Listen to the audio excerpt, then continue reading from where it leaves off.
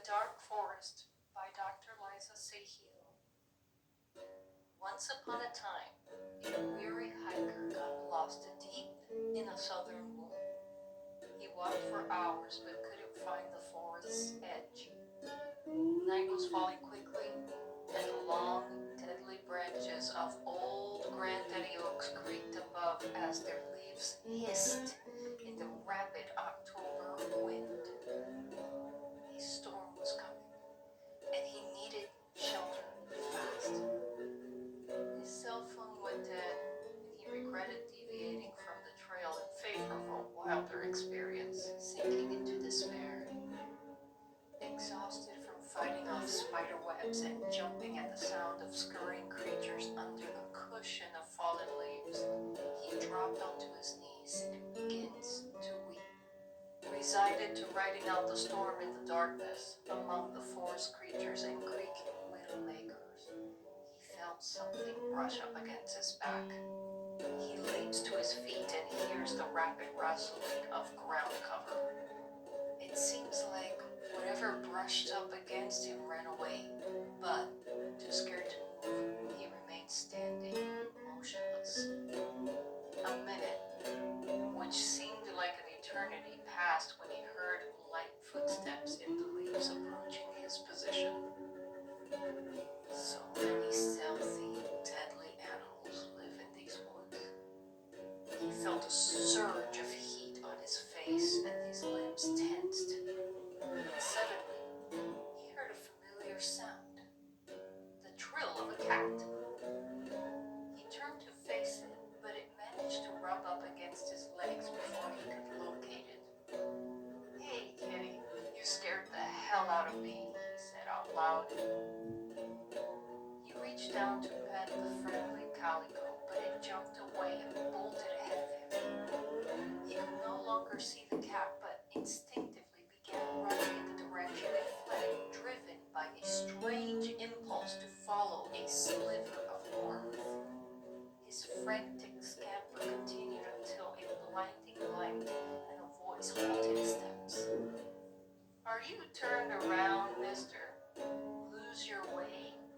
It took a moment for his eyes to adjust to the light. The glow came from an old woman holding up a kerosene lantern.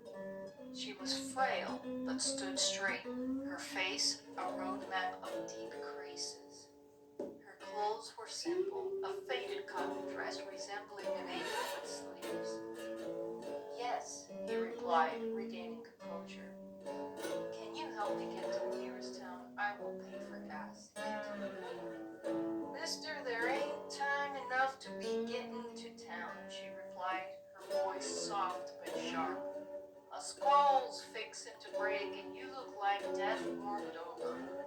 You just come on and follow me." She led the way with her lantern. Was she barefoot?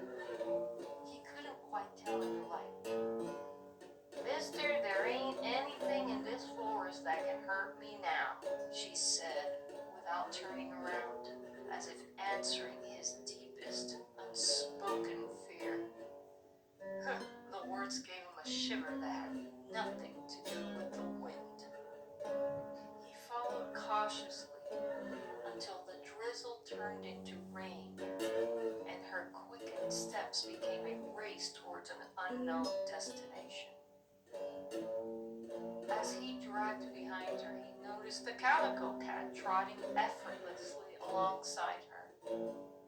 Was that the cat I met earlier?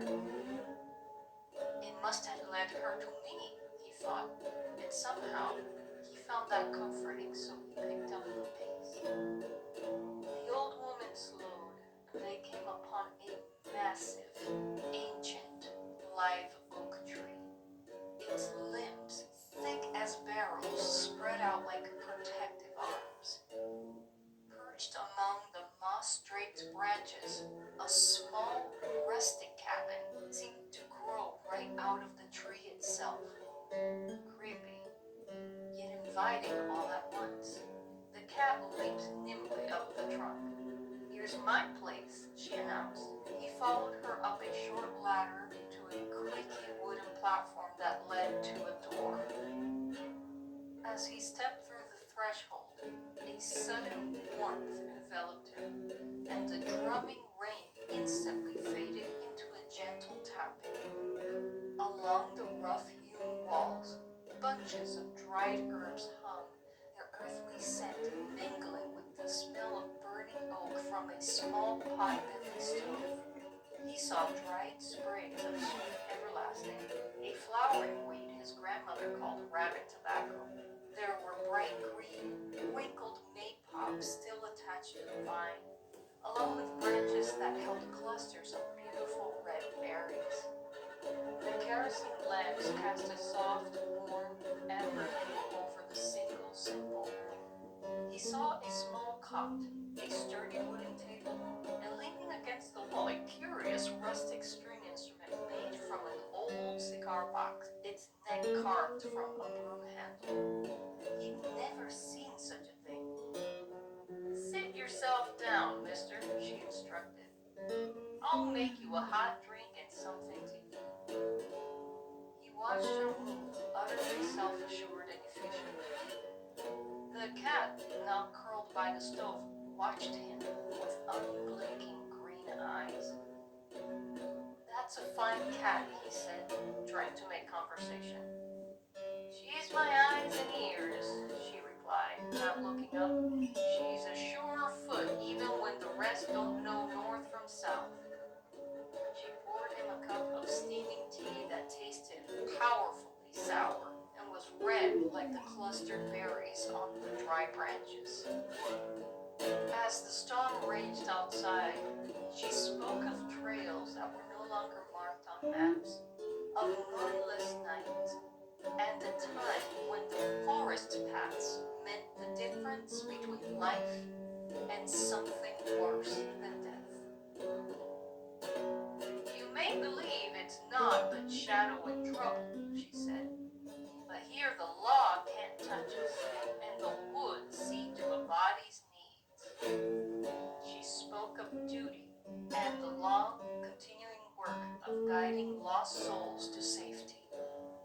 Her words wove a pattern of deep history and timeless knowledge, hinting at a life stretched back to an impossible era. He finished his tea, feeling a profound sense of peace. The storm outside seemed less like a threat and more like a necessary cover for the work that continued here. When the sun finally rose, the forest floor was wet and sparkling. She gave him a small bundle of dried berries and pointed him to a faint deer path. "Follow that trail, mister. Keep the sun to your left shoulder, and it'll lead you straight to the paved road." He reached into his pocket for his wallet. "Miss, let me pay you for your kindness." She shook her head, a soft smile finally touching her lips. "You tend to the next one, mister. Find your way in this world and then lend a hand to others so they may find theirs.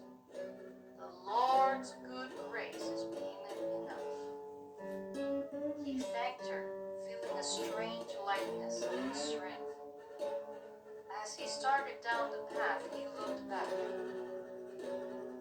The cabin, the old woman, and the cat were all gone, swallowed by the morning mist and the shadow of the colossal live oak.